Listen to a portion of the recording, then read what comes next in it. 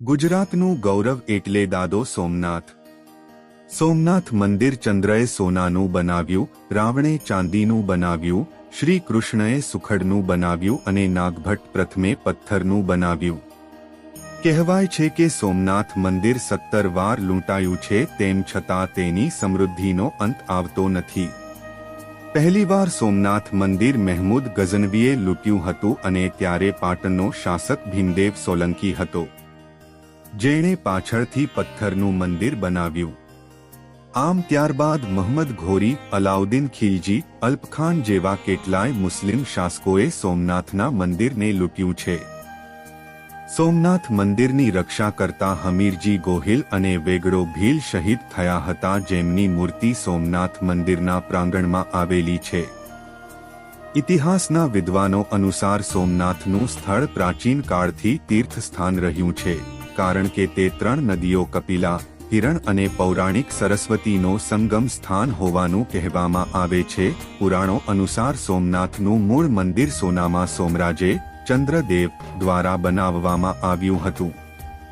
રાવણે ચાંદીમાં, લાકડામાં કૃષ્ણ દ્વારા અને પથ્થરમાં સોલંકી રાજપૂતોએ 11મી સદીમાં બનાવ્યું હતું. શિવના 12 જ્યોતિર્લિંગ મંદિરોમાંથી એક સોમનાથ મંદિર સુંદર સ્થાપત્યનો નમૂનો છે.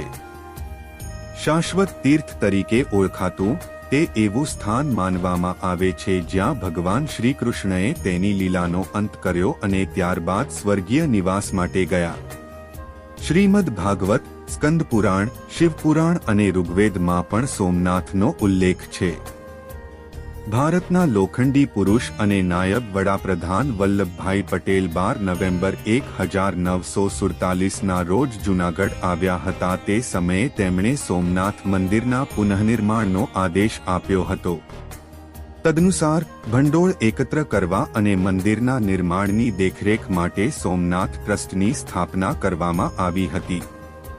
ગુજરાતમાં મંદિરોના પરંપરાગત સોમાપુરી બિલ્ડરો દ્વારા નવું માળખું બનાવવામાં આવ્યું હતું. 11 મે 1951ના રોજ ભારતના રાષ્ટ્રપતિ ડો રાજેન્દ્ર પ્રસાદે મંદિરની સ્થાપના વિધિ કરી હતી. આપણે પાર્કિંગમાંથી આવી ગયા છે ને પાર્કિંગના 50 રૂપિયા હતા, 4 વ્હીલરનો ચાર્જ.